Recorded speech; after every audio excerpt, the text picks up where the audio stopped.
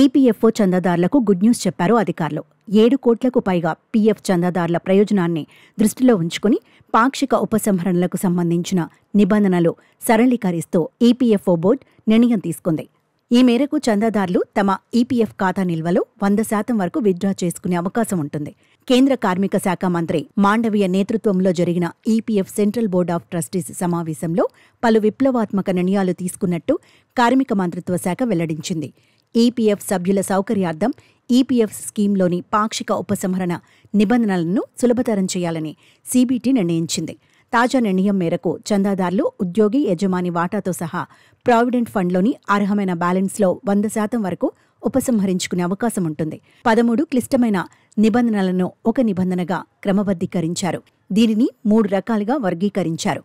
ముఖ్యమైన అవసరాలు, అనారోగ్యం, విద్య, గృహ అవసరాలు, ప్రత్యేక పరిస్థితులు.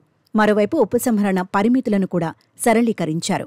విద్య కోసం ఉపసంహరణలను 10 సార్ల వరకు, వివాహం కోసం 5 సార్ల వరకు అనుమతించారు.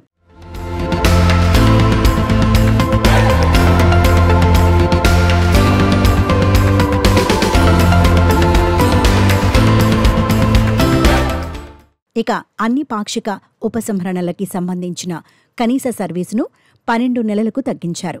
ఇంతకుముందు ప్రత్యేక పరిస్థితుల కింద చందాదారు పాక్షిక ఉపసంహరణకు సంబంధించి ప్రకృతి విపత్తు, సంస్థల మూసివేతలు, నిరుద్యోగం, మహమ్మార్ల విజృంభణ వంటి కారణాలను స్పష్టం చేయాల్సిన అవసరం ఉండేది. ఇప్పుడు చందాదారు ఏ కారణాన్ని పేర్కొనకుండానే దరఖాస్తు చేసుకోవచ్చు. పీఎఫ్ ఖాతాలో జమ చేసే మొత్తంలో 25% కనీస నిల్వగా ఉంచాలన్న నిబంధన తీసుకువచ్చారు. దీంతో ఈపీఎఫ్ఓ అందించే అధిక వడ్డీ రేటు ప్రయోజనాన్ని సభ్యులు పొందడానికి అవకాశం ఏర్పడుతుంది. ఇది పదవీ విరమణ సమయానికి నిధిని కూడబెట్టుకోవడానికి దోహదపడనుంది. ఈపీఎఫ్ ముందస్తు ఫైనల్ సెటిల్మెంట్ను పొందే వ్యవధిని ప్రస్తుత 2 నెలల నుంచి 12 నెలలకు మార్చారు. అలాగే తుది పెన్షన్ ఉపసంహరణ వ్యవధిని 2 నెలల నుంచి 36 నెలలకు మార్చారు. కాగా ఈపీఎఫ్ 95 పెన్షనర్ల ఇంటి వద్దని డిజిటల్ లైఫ్ సర్టిఫికేట్ సర్వీసులు అందించడానికి గాను ఇండియా పోస్ట్ పేమెంట్ బ్యాంక్తో అవగాహన ఒప్పందం కుదుర్చుకోవడానికి సీబీటీ బోర్డు ఆమోదం తెలిపింది. వచ్చే నెల 1 నుంచి పెన్షనర్లకు డిజిటల్ లైఫ్ సర్టిఫికేట్లు ఇవ్వాలని కేంద్రం నిర్ణయించింది. ఈ కార్యక్రమం 30 వరకు అమలు కానుంది.